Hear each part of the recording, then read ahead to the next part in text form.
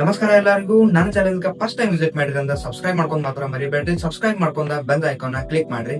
ಯಾಕಂದ್ರೆ ನಾ ಹಾಕುವಂತ ಪ್ರತಿಯೊಂದು ವಿಡಿಯೋ ಅಪ್ಲೋಡ್ ಮಾಡಿ ಫಸ್ಟ್ ನಿಮ್ಗೆ ಬಂದ ತಲುಪ್ತಾವ. ಇವತ್ ನಾನು full important and full interesting topic ಜೋಡೆ ಬಂದೇನಿ. ಫುಲ್ ವಿಡಿಯೋ ನೋಡ್ರಿ.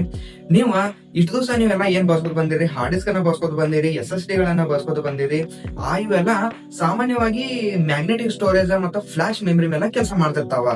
ಬಟ್ ಈಗ ನಾವು ಹೇಳಾಕತ್ತೀನಿ ಹೊಸ ಟೆಕ್ನಾಲಜಿ ಬಗ್ಗೆ. ಇದ ಗ್ಲಾಸ್ ಒಳಗ ಡಾಟಾ ರೀಡ್ ಮಾಡಿರ್ತೈತಿ. ಒಂದ್ ಗ್ಲಾಸ್ ಪೀಸ್ ದಾಗ ಡಾಟಾವನ್ನ ಹಾಕಿ ಅದನ್ನ ಯೂಸ್ ಮಾಡುವಂತ ಹೊಸ ಟೆಕ್ನಾಲಜಿ ಈಗ ಬರಾಕತ್ತೈತಿ. ಅದ್ರ ಬಗ್ಗೆ ನಾವ ಈ ಒಂದು ವಿಡಿಯೋದಾಗ ತಿಳ್ಕೊತ ಹೋಗುನು. ಡಾಟಾ ಗ್ಲಾಸ್ ಪೀಸ್ ದಾಗ ಲೇಸರ್ ಅನ್ನ ಯೂಸ್ ಮಾಡಿ ಡಾಟಾವನ್ನ ಬರೀತಾರ. ಈ ಒಂದು ಪರ್ಟಿಕ್ಯುಲರ್ ಪ್ರಾಜೆಕ್ಟ್ ಮೇಲೆ ಮೈಕ್ರೋಸಾಫ್ಟ್ ಕಂಪನಿ ಕೆಲಸ ಮಾಡಾಕತೈತಿ.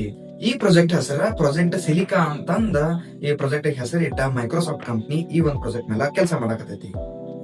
ಈ ಒಂದು ವಿಡಿಯೋದಾಗ ನಾವ ಗ್ಲಾಸ್ ಸ್ಟೋರೇಜ್ ಟೆಕ್ನಾಲಜಿ ಹೆಂಗ್ ಕೆಲಸ ಮಾಡ್ತೈತಿ, ಲೇಸರ್ಲೆ ಡಾಟಾ ಹೆಂಗ್ ರೈಟ್ ಮಾಡ್ತಾರೋ, ಹಾರ್ಡ್ವೇರ್ ಕಂಪೋನೆಂಟ್ಸ್ ಗಳು ಯಾವ ಇದ್ರ ಡಿಸ್ಅಡ್ವಾಂಟೇಜ್ ಮತ್ತ ಅಡ್ವಾಂಟೇಜಸ್ ಗಳು ಏನ, ಡಾಟಾ ರೀಡಿಂಗ್ ಸಿಸ್ಟಮ್ ಹೆಂಗ್ ವರ್ಕ್ ಮಾಡ್ತೈತಿ, ಫ್ಯೂಚರ್ ದಾಗ ಸ್ಟೋರೇಜ್ ಟೆಕ್ನಾಲಜಿ ಹೆಂಗ್ ಬರ್ತೈತಿ ಅಂತಂದ ಪ್ರತಿಯೊಂದು ಇನ್ ಡೀಟೇಲ್ ಆಗಿ ಈ ವಿಡಿಯೋದಾಗ ತಿಳ್ಕೊಂಡು ಸಬ್ಸ್ಕ್ರೈಬ್ ಮಾಡ್ಕೊಂಡಿಲ್ಲ ಅಂತ ಸಬ್ಸ್ಕ್ರೈಬ್ ಮಾಡ್ಕೊಂಡ ಸ್ಕಿಪ್ ಮಾಡೋದ ಫುಲ್ ವಿಡಿಯೋ ನೋಡ್ರಿ.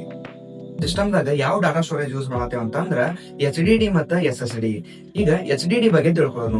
HDD ಅಂತಂದ್ರ ಹಾರ್ಡ್ ಡಿಸ್ಕ್ ಡ್ರೈವ್ ಅಂತಂದ.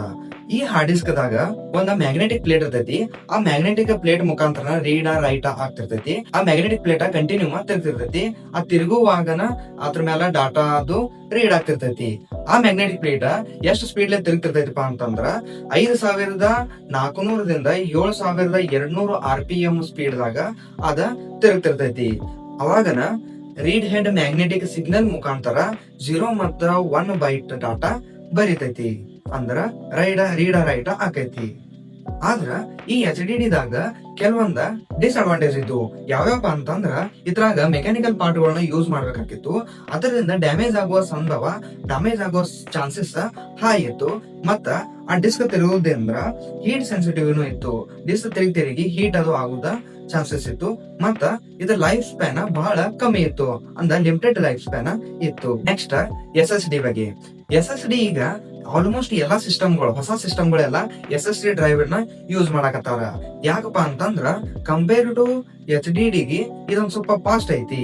ಇದ್ರಾಗ ಯಾವ್ದೇ ಮೆಕ್ಯಾನಿಕಲ್ ಪಾರ್ಟ್ ಗಳನ್ನ ಯೂಸ್ ಮಾಡಂಗಿಲ್ಲ. ಇಲ್ಲಿ ಯಾವ್ದೇ ಡಿಸ್ಕ್ ತಿರ್ಗಂಗಿಲ್ಲ.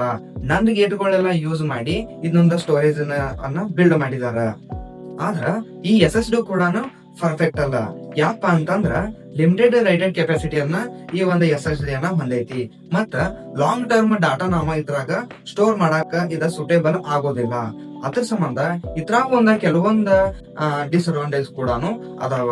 ಅದ್ರ ಸಂಬಂಧ ನಮ್ಮ ವಿಜ್ಞಾನಿಗಳ, ನಮ್ಮ ದೊಡ್ಡ ದೊಡ್ಡ ಕಂಪನಿಗಳ ಈ ಡಾಟಾ ಸ್ಟೋರೇಜ್ ಕೆಪಾಸಿಟಿ ಸಂಬಂಧ ಏನಾರ ಒಂದು ಹೊಸದನ್ನ ಟೆಕ್ನಾಲಜಿ ತರ್ಬೇಕಂತಂದ ವಿಚಾರ ಮಾಡಿ ಅದ್ರ ಬಗ್ಗೆ ರಿಸರ್ಚ್ ಮಾಡಿ ಈಗ ಹೊಸ ಟೆಕ್ನಾಲಜಿನ ಇನ್ನೂ ಲಾಂಚ್ ಆಗಿಲ್ಲ, ಇನ್ನೂ ಆ ಪ್ರಾಜೆಕ್ಟ್ ಮೇಲೆ ಬಿಲ್ಡ್ ಮಾಡಾಕತ್ತಾರೋ, ಹೊಸ ಟೆಕ್ನಾಲಜಿ ಮೇಲೆ ಕೆಲಸ ಮಾಡಾಕತ್ತಾರೋ. ಅದೇ ಯಾವ ಟೆಕ್ನಾಲಜಿ ಅಂತಂದ್ರ ಗ್ಲಾಸ್ ಸ್ಟೋರೇಜ್ ಟೆಕ್ನಾಲಜಿ. ಈ ಒಂದು ಪರ್ಟಿಕ್ಯುಲರ್ ಪ್ರಾಜೆಕ್ಟ್ ಮೇಲೆ ಮೈಕ್ರೋಸಾಫ್ಟ್ ಕಂಪನಿ ಕೆಲಸ ಮಾಡಾಕತೈತಿ. ಈ ಪ್ರಾಜೆಕ್ಟ್ ಹೆಸರು ಏನಪ್ಪಾ ಅಂತಂದ್ರ ಪ್ರಾಜೆಕ್ಟ್ ಸಿಲಿಕಾ ಅಂತಂದ. ಈ ಒಂದು ಪ್ರಾಜೆಕ್ಟ್ ಬಗ್ಗೆ, ಈ ಒಂದು ಕಾನ್ಸೆಪ್ಟ್ ಬಗ್ಗೆ ಫುಲ್ ಡೀಟೇಲ್ ಈಗ ತಿಳ್ಕೊಳ್ಳೋಣ. ಈ ಒಂದು ಗ್ಲಾಸ್ ಸ್ಟೋರೇಜ್ ಟೆಕ್ನಾಲಜಿದಾಗ ಡಾಟಾ ಎಲ್ಲಿ ಸ್ಟೋರ್ ಆಕೈತಿಪ್ಪ ಅಂತಂದ್ರ ಕ್ವಾರ್ಟರ್ಸ್ ಗ್ಲಾಸ್ ದಾಗ ಡಾಟಾ ಸ್ಟೋರ್ ಆಕೈತಿ.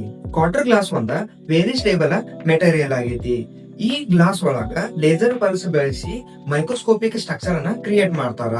ಆ ಸ್ಟ್ರಕ್ಚರ್ ಡಾಟಾ ಬೀಟ್ ಅನ್ನ ರಿಪ್ರೆಸೆಂಟ್ ಮಾಡ್ತೈತಿ. ಈ ಕಂಪ್ಲೀಟ್ ಪ್ರೊಸೆಸ್ ಗೆ ಲೇಸರ್ ಆಪ್ಟಿಕಲ್ ರೈಟಿಂಗ್ ಅಂತಂದ ಕರೀತಾರ. ಈ ಒಂದು ಗ್ಲಾಸ್ ದಾಗ ಡಾಟಾ ಹೆಂಗ ಸ್ಟೋರೇಜ್ ಆಕೈತಪ್ಪ ಅಂತಂದ್ರ ಲೇಸರ್ ಗ್ಲಾಸ್ ಒಳಗ ಟಿನ್ನಿ ನ್ಯಾನೋ ಸ್ಟ್ರಕ್ಚರ್ ಅನ್ನ ಕ್ರಿಯೇಟ್ ಮಾಡ್ತೈತಿ.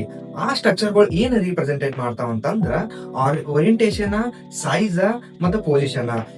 ಈ 3 ಪ್ಯಾರಾಮೀಟರ್ಸ್ ಕಂಬೈನ್ ಆಗಿ ಬೈನರಿ ಡಾಟಾ ಅಂದ್ರ 0 and 1 ರಿಪ್ರೆಸೆಂಟ್ ಮಾಡ್ತಾವ. ಇದನ್ನ 3D optical data storage technology ಅಂತಂದ ಕರಿಬಹುದು. ನೆಕ್ಸ್ಟ್ ಗ್ಲಾಸ್ ಸ್ಟೋರೇಜ್ ಸಿಸ್ಟಮ್ ದಾಗ ಕೆಲವೊಂದು ಹಾರ್ಡ್ವೇರ್ ಕಾಂಪೋನೆಂಟ್ ಗಳ ಯೂಸ್ ಮಾಡ್ತಾರ. ಅದ್ರ ಯಾವಪ್ಪ ಅಂತಂದ್ರ ಫೆಮ್ಟೋಸೆಕೆಂಡ್ ಲೇಸರ್ ಅಂತ. ಇದ ಫೆಮ್ಟೋಸೆಕೆಂಡ್ ಲೇಸರ್ ಏನೈತಲ್ಲ, ಇದ ಅಲ್ಟ್ರಾ ಫಾಸ್ಟ್ ಲೇಸರ್ ಐತಿ. ಇದ್ರ ಪಲ್ಸ್ ಡ್ಯೂರೇಷನ್ ನೀವು ಎಷ್ಟಂತ ಕೇಳೋದಾತಂದ್ರ 10⁻⁻15 ಸೆಕೆಂಡ್ ಡ್ಯೂರೇಷನ್ ದಾಗ ಇದ ಕೆಲಸ ಮಾಡ್ತೈತಿ. ಈ ಲೇಸರ್ ಗ್ಲಾಸ್ ಒಳಗ very precise modification create ಮಾಡ್ತಿರ್ತೈತಿ.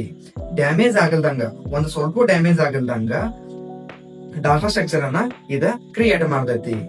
Next ಬರೋದ ಕ್ವಾಡ್ರಾ ಗ್ಲಾಸ್ ಪ್ಲೇಟ್.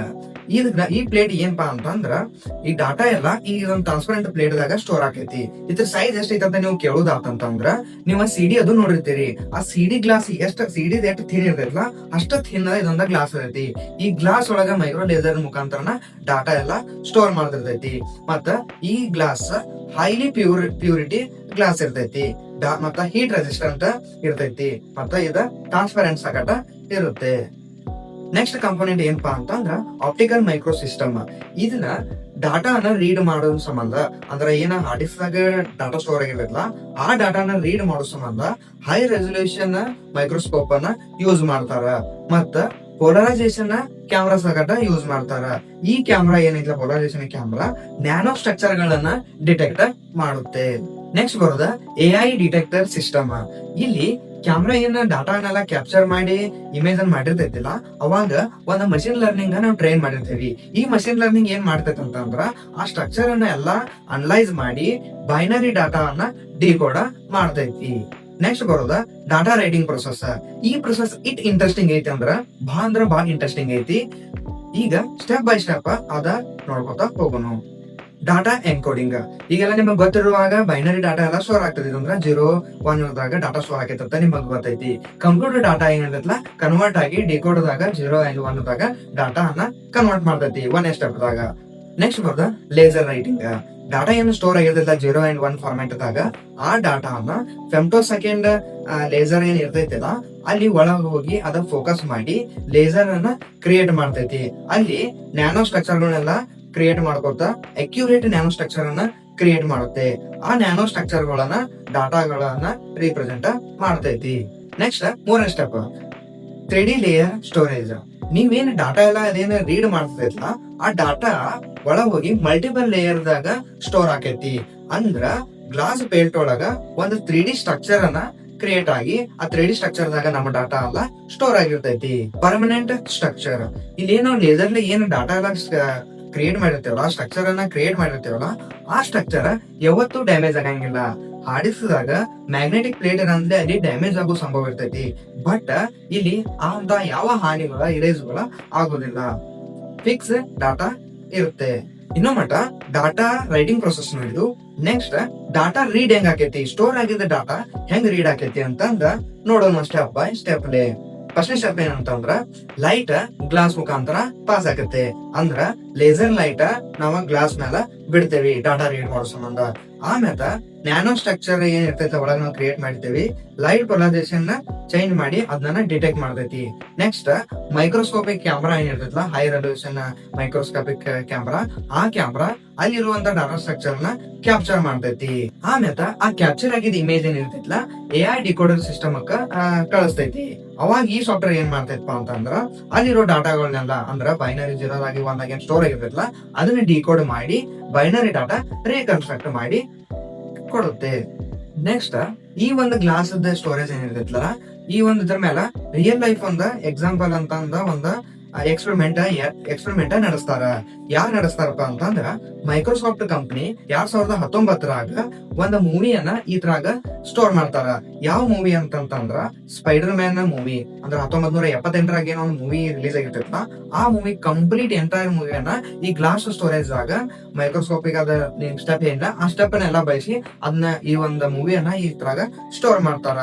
ಇದೊಂದು ಡಾಟಾ ಸ್ಟೋರೇಜ್ ಟೆಕ್ನಾಲಜಿ ಏನೈತಿಲ್ಲ ಇದೊಂದ ಕಂಪ್ಲೀಟ್ಲಿ ಮೂವಿಯನ್ನೆಲ್ಲ ಹಿಡ್ಕೊಂಡ ಯಶಸ್ವಿಯಾಗಿ ಇದೊಂದು ಟಾಸ್ಕ್ ಇದೊಂದು ಮೈಕ್ರೋಸಾಫ್ಟ್ ಕಂಪನಿ ಕಂಪ್ಲೀಟ್ ಮಾಡುತ್ತೆ.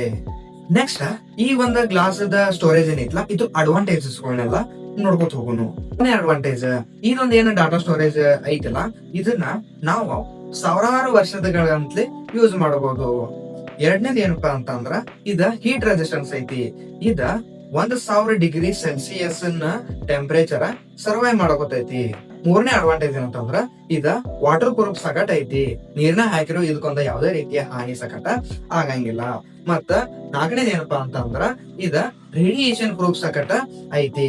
ಅಂದ್ರ ಇದನ್ನ ನಾವು ಸ್ಪೇಸ್ ದಾಗ ಅದು ಯೂಸ್ ಮಾಡಾಕ ತುಂಬಾ ಹೆಲ್ಪ್ಫುಲ್ ಆಕೈತಿ. ಐದನೇದು ಏನಪ್ಪಾ ಅಂತಂದ್ರ ಮ್ಯಾಗ್ನೆಟಿಕ್ ಪ್ರೂಫ್. ಮ್ಯಾಗ್ನೆಟಿಕ್ ಇದ್ದಾಗ ಅಂದ್ರ ಹಳಿದಾಗೆಲ್ಲ ಮ್ಯಾಗ್ನೆಟಿಕ್ ವೇವ್ ದಿಂದ ಇದ ಡಾಟಾನ ಕರಪ್ಟ್ ಆಗೋ ಡಾಟಾ ಲಾಸ್ ಆಗುವಂತ ಚಾನ್ಸಸ್ ಇತ್ತು. ಬಟ್ ಇಲ್ಲಿ ಯಾವುದೇ ರೀತಿಯ ಮ್ಯಾಗ್ನೆಟಿಕ್ ಫೀಲ್ಡ್ ಡಾಟಾ ಯಾವುದು ಏನು ಡಾಟಾಕ್ಕೆ ಎಫೆಕ್ಟ್ ಮಾಡಂಗಿಲ್ಲ. ಯಾಕಂದ್ರ ಇಲ್ಲಿ ಕಂಪ್ಲೀಟ್ಲಿ ಏನಾಗಿದೆ 3D ಸ್ಟ್ರಕ್ಚರ್ ಇರೋದ್ರಿಂದ ಯಾವುದೇ ಮ್ಯಾಗ್ನೆಟಿಕ್ ಪ್ಲೇಟ್ ಮ್ಯಾಗ್ನೆಟಿಕ್ ಯಾವುದೇ ಮೆಟೀರಿಯಲ್ ಅನ್ನ ಇದ್ರಾಗ ನಾವು ಯೂಸ್ ಮಾಡ್ತಿರಂಗಿಲ್ಲ. ಅದ್ರ ಸಂಬಂಧ ಇದೊಂದ ಮ್ಯಾಗ್ನೆಟಿಕ್ ಪ್ರೂಫ್ ಸ್ಟೋರೇಜ್ ಐತಿ. ಅಡ್ವಾಂಟೇಜಸ್ ಎಲ್ಲ ನೋಡಿದ್ದು. ಇನ್ನ ಈ ಒಂದು ಇದ್ರ ಮೇಲೆ ಲಿಮಿಟೇಷನ್ ಗಳು ಯಾವ್ಯಾವ ಬರ್ತಾವ ಅಂತಂದ್ರ ನೋಡೋಣ. ಈ ಟೆಕ್ನಾಲಜಿ ಇನ್ನೂ ಪರ್ಫೆಕ್ಟ್ ಆಗಿ ಅಂದ್ರೆ ಕಂಪ್ಲೀಟ್ಲಿ ಬಿಲ್ಡ್ ಆಗಿಲ್ಲ. ಇದ್ರ ಮೇಲೆ ಇನ್ನೂ ಹಲವಾರು ಎಕ್ಸ್ಪೆರಿಮೆಂಟ್ ಗಳ ನಡೆಯಕತ್ತಾವು. ಈ ತರ ಏನ ಪ್ರಾಬ್ಲಮ್ಸ್ ಗಳ ಸೈಂಟಿಸ್ಟ್ ಗಳ ಈಗ ಎದುರ್ಸಾತಾರಪ್ಪ ಅಂತಂದ್ರ ಒಂದೇದ ಇದಕ್ಕ ನಾವೆಲ್ಲ ಇದು ರೀಡರ್ ರೈಟ್ ಮಾಡ್ಬೇಕಂದ್ರ ಎಕ್ಸ್ಪೆನ್ಸಿವ್ ಹಾರ್ಡ್ವೇರ್ ಬೇಕಾಗ್ತೈತಿ. ಮತ್ತ ಇತರ ರೈಟಿಂಗ್ ಸ್ಪೀಡ್ ಈಗಿನ ಟೆಕ್ನಾಲಜಿ ಏನೈತಿಲ್ಲ ಬಳಸಾಕತ್ಲಿ ಕಂಪೇರ್ ಮಾಡಿದ್ರ ಒಂದ್ ಸ್ವಲ್ಪ ರೀಡಿಂಗ್ ಒಂದ್ ಸ್ವಲ್ಪ ಸ್ಲೋ ಐತಿ. ರೀಡರ್ ರೈಟ್ ಸ್ಲೋ ಆಕೈತಿ. ಮತ್ತ ಲಾರ್ಜ್ ಸ್ಕೇಲ್ ಪ್ರೊಡಕ್ಷನ್ ಇಲ್ಲ. ಯಾಕಂದ್ರ ಇದನ್ನ ಮಾಡಾಕ ದೊಡ್ಡ ದೊಡ್ಡ ಮಷಿನ್ಗಳ ಹೈ ಕೆಪಾಸಿಟಿ ಮಷಿನ್ಗಳು ಬೇಕಾಗಿರೋದ್ರಿಂದ ಲಾರ್ಜ್ ಪ್ರೊಡಕ್ಷನ್ ಸೇಲ್ಸ್ ಸಕಟ ಒಂದ್ ಸ್ವಲ್ಪ ಇಲ್ಲ. ಮತ್ತ ಇದೊಂದು ಪ್ರಾಡಕ್ಟ್ ಕನ್ಸ್ಯೂಮರ್ ಮಾರ್ಕೆಟ್ ಸಕಟ ಇಲ್ಲ. ಈಗ ಪ್ರಾಡಕ್ಟ್ ಸೇಲ್ ಮಾಡುವಂಗ ಇನ್ನೂ ಇದ ಪರ್ಫೆಕ್ಟ್ಲಿ ಇನ್ನೂ ರೆಡಿ ಆಗಿಲ್ಲ. ಇನ್ನೂ ಹಲವಾರು ಎಕ್ಸ್ಪೆರಿಮೆಂಟ್ ಗಳ ಈ ಒಂದು ಪ್ರಾಜೆಕ್ಟ್ ಮೇಲೆ ಬಹಳ ಜನ ಇನ್ನೂ ಕೆಲಸ ಮಾಡಾಕತ್ತಾರ. ಈ ಒಂದು ಮೈಕ್ರೋಸಾಫ್ಟ್ ಕಂಪ್ನಿ ಈ ಪ್ರಾಜೆಕ್ಟ್ ಮೇಲೆ ಇನ್ನೂ ಕೆಲಸ ಮಾಡಾಕತ್ತಾರ. ಹಲವಾರು ಇಂಜಿನಿಯರ್ಸ್ ಇದ್ರ ಮೇಲೆ ವರ್ಕ್ ಮಾಡಾಕತ್ತಾರ. ಈ ಒಂದು ಮಿಷನ್ ಈ ಒಂದು ಪ್ರಾಜೆಕ್ಟ್ ಕಂಪ್ಲೀಟ್ಲಿ ಸಕ್ಸಸ್ಫುಲಿ ಕಂಪ್ಲೀಟ್ ಅಂತಂದ್ರ ಫ್ಯೂಚರ್ ದಾಗ ಗ್ಲಾಸ್ ಸ್ಟೋರೇಜ್ ನಾವು ಯೂಸ್ ಮಾಡಬಹುದು. ಗೌರ್ಮೆಂಟ್ ಏನ ಡಾಕ್ಯುಮೆಂಟ್ಸ್ ಎಲ್ಲ ಹಾಕಿರ್ಬೋದು. ಸ್ಪೇಸ್ ಮಿಷನ್ ಗಳಿಗೆಲ್ಲ ಯೂಸ್ ಆಕೈತಿ. ಹಿಸ್ಟಾರಿಕಲ್ ರೆಕಾರ್ಡ್ ಗಳನ್ನೆಲ್ಲ ನಾವು ಸ್ಟೋರ್ ಮಾಡಿ ಇಡಬಹುದು.